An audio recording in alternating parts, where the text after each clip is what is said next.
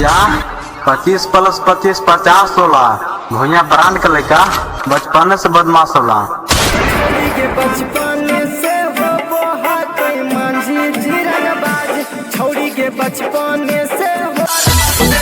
अरे सरकार केहू बाटे रंगदारी हमरे चले।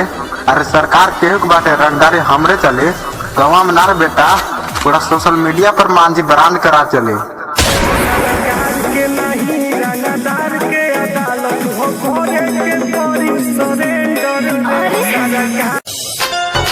बेटा जहिया मांझी ब्रांड के हाथे धरा जीबे, बीच चौराहे पर पिटा जीबे।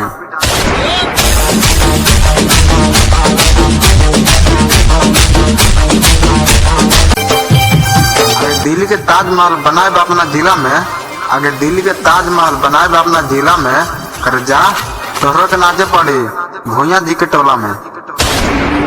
लाल किला बनी हमरा जिला में, बनी हमरा जिला में गे, बनी हमरा जिला में। दिल्ली वाला लाल बेटा तोरा जितना पावर हो सब लगा लिए। हम मांझी ब्रांड के लेकर आया, तोरा जहाँ मन करता वहाँ बोला के फरिया लिए।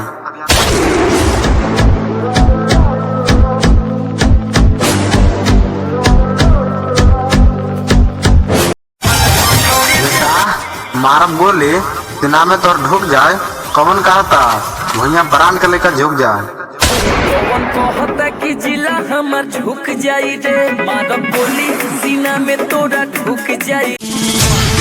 अरे जवान बीत गए आज देखे वाला सीन है, तो अभी भाई लोग स्टोरी लगाइए ताकि आज हमारे मांझी भाई के जन्मदिन है।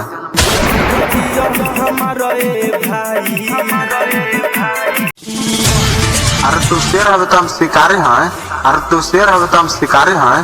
बेटा तू बच के रहे, आगे जात के हम मांझी हैं।